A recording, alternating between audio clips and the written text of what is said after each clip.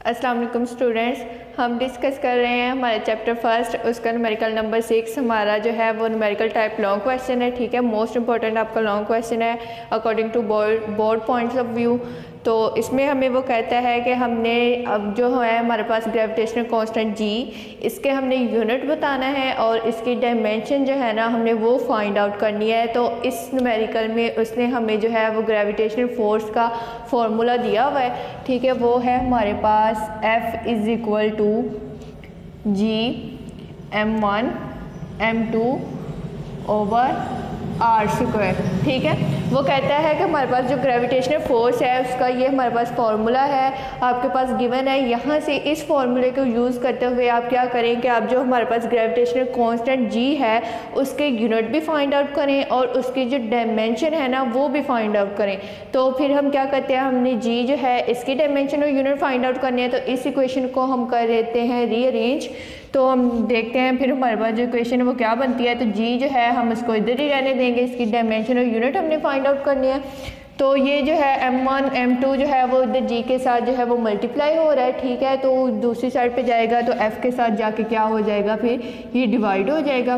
तो यहाँ पे आ जाएगा हमारे पास m1 m2, यहाँ पे आर स्क्वायर है वो डिवाइड हो रहा है तो उधर जाके वो f के साथ क्या हो जाएगा, मल्टीप्लाई हो जाएगा।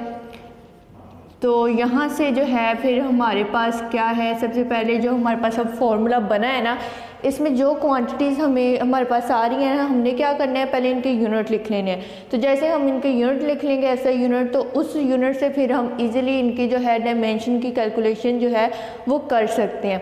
तो सबसे पहले हमारे पास फोर्स है, तो फोर्स का हमारे पास ऐसा यूनिट क्या होता है, न्यूटन होता है। इसके बाद हमारे पास R square, R mean distance है हमारे पास। ठीक है, और डिस्टेंस मतलब कोई लेंथ है पाथ की, तो उसको हम रिप्रेजेंट करते हैं मीटर में। तो आर का स्क्वायर है तो यहाँ पे क्या आ जाएगा, फिर हमारे पास मीटर स्क्वायर। और नीचे क्या है हमारे पास मैसेज दिए हुए हैं, m1 और m2 मैसेज है। तो ये हमारे पास फिर क्या आ जाएगा, मैथ्स का ऐसा यूनिट क्या है हमारे पास kg है। तो दो मैसेज हैं तो हमारे पास क्या बन जाएगा, ये फिर हमारे पास बन जाएगा kg स्क्वायर। तो इसको लिख लेते हैं यहाँ पे। ठीक है, ये बन गया हमारे पास kg स्क्वायर। अब यहाँ से इजीली फिर हम g के यूनिट जो है वो कैलकुलेट कर सकते हैं ना।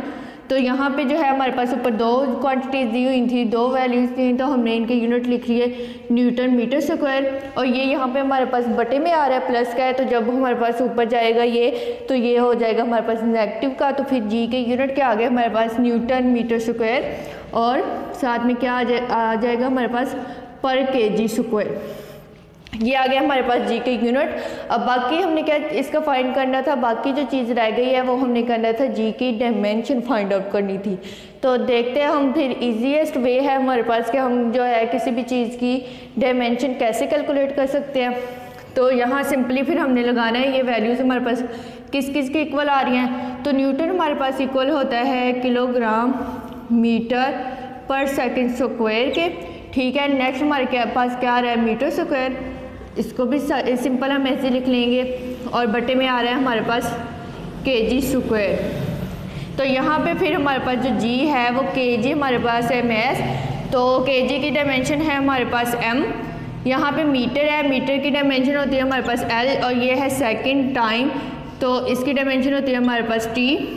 साथ में फिर जो है हमारे पास मीटर स्क्वायर है, तो मीटर स्क्वायर दोबारा से हमारे पास आ गया एल स्क्वायर। ये आ गई हमारे पास ऊपर वाली जो वैल्यू थी उसकी डायमेंशन, और नीचे दोबारा से हमें दिया हुआ है kg स्क्वायर। तो kg मैस है हमारे पास, तो यहाँ पे आ जाएगी फिर m का स्क्वायर, ये आ गया।